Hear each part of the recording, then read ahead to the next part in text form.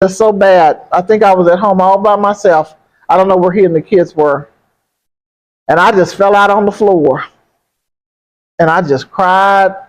And I said, Lord, because the one thing that the Lord brought to me when I was on that floor, as I was crying, I said, I just can't do it anymore. And until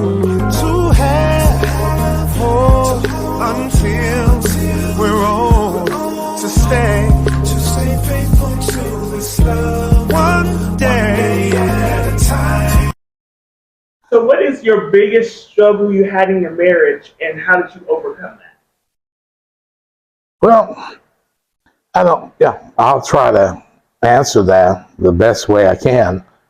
Coming up, it was just totally different for me. On my dad's side, they were Pentecostal people, and they, that's what they done. They church, Pentecostal. A lot of them were preachers.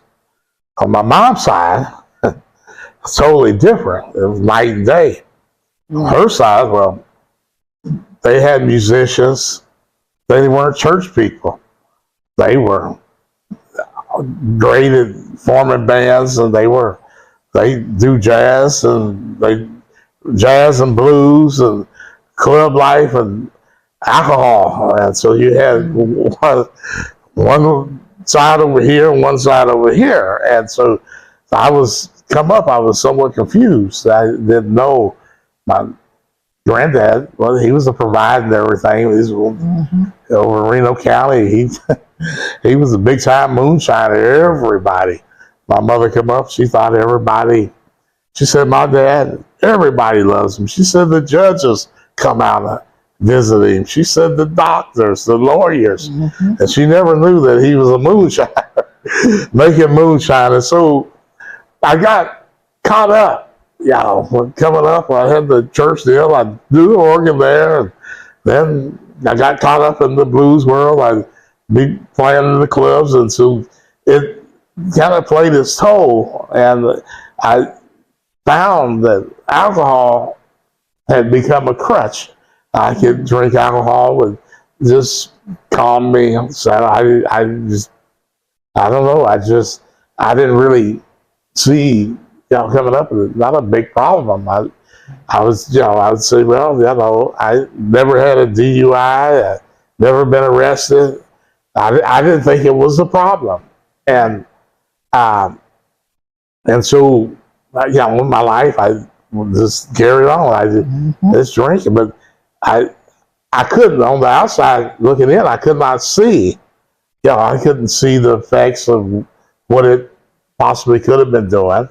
Right. But I think that it raised concerns and caused problems with my wife. And so she'll tell you her version of what she saw.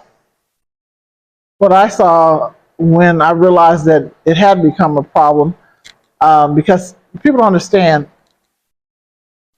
when alcoholism affects the household, but here's the deal. He was a great husband. My husband had perfect attendance at work. He wasn't missing work. But then he could come home and he could drink all day, but he could still get up and go to work the next day with no problem. And nobody ever even knew he could come home for lunch and not go back because of the type of job that he had then. But for me, I could see it because when you're dealing with that in your house, they don't see it as a problem. But you can see where it's messing with your household. And I tell people all the time, I said it was just so bad, and we laugh about it a little bit now because I was that one that I would find the bottles and I would pour a little bit out. I put a little bit of water in. Then I thought I was really good, and at that point I started putting blessed oil in there. I was measuring it. I was doing anything that you could think of to try to help, even though I was saying that I was depending on the Lord to help me. I would go to work. Didn't know who I was going to see when I came home, because I'm not going to say he was a happy person when I came home, but I could see the effects of what it was doing, and he didn't see that it was affecting me because we had children. I would come to the church a lot of times without him, his dad would ask me where he was. I wouldn't lie to him. I would just say, he's at home. And he says, he coming? I say, I don't know. But me and the kids that came. But for me, I came here because, one, I was still praying for him. Two, I was anointing the doors, the bed, his vehicle. I was anointing anything I could think of. I was putting blessed oil everywhere. And so for me, that was a struggle because he didn't see how it was affecting us. And finally I had gotten to the point where I told the Lord, I said, I can't do it anymore. I said, I'm tired. And I tried to let him know, this is affecting us. He didn't see it. And I said, Lord, you're going to have to help me out here. And so one day it was just so bad. I think I was at home all by myself. I don't know where he and the kids were. And I just fell out on the floor. And I just cried.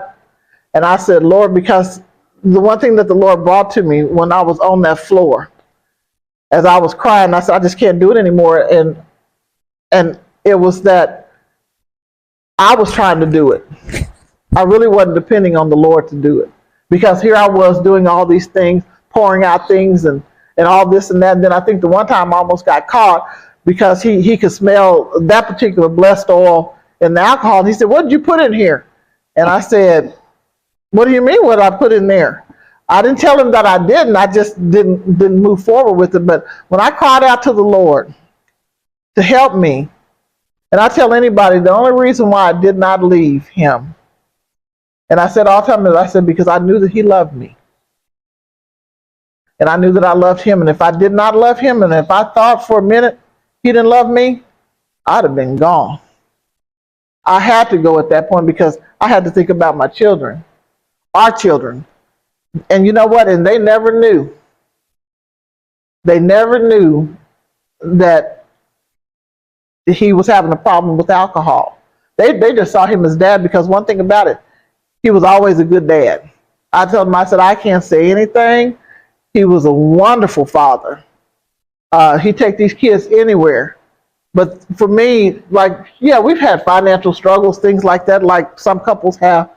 But to me, I think that was the only time that, as far as me, that was a struggle because I think we trust each other and all that because we didn't trust each other. With our personalities, we couldn't be together at all. And so I think that was the struggle for us. But you know what? But the Lord fixed it.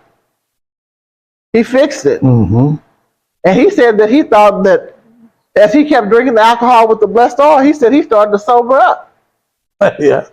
But, and the thing about it is people don't realize that the devil is a deceiver. Yes. Because through this whole ordeal, we didn't really struggle when I was doing alcohol. No. I made more money.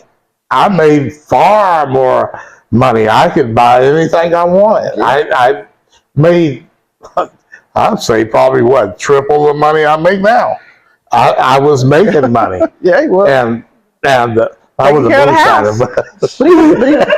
But he was taking care of the house. But I just, a lot of the decisions that I made, business decisions, and we made money. But I did not. The devil was saying, "Well, I don't know." She was saying there was a problem, and I'm like, "Well, what's the problem? Yes. You've got everything that you want. And what is it?" And a motorhome as long as the church. What more?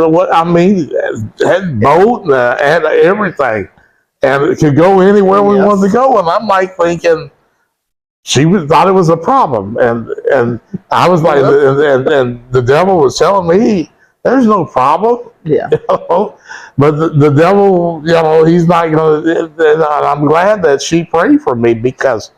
A lot of people, alcoholism, they don't understand what it does to, you can make it like I did, but the people don't understand what it does to your body. Right. Cirrhosis of the liver, it does so many different things that a lot of people don't understand. So I'm glad that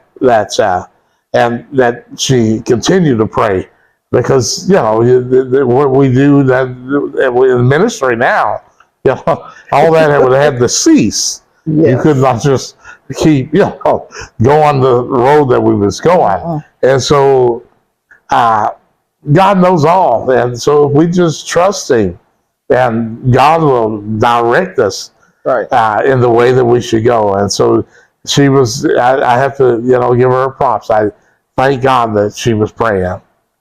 Finally, see the light.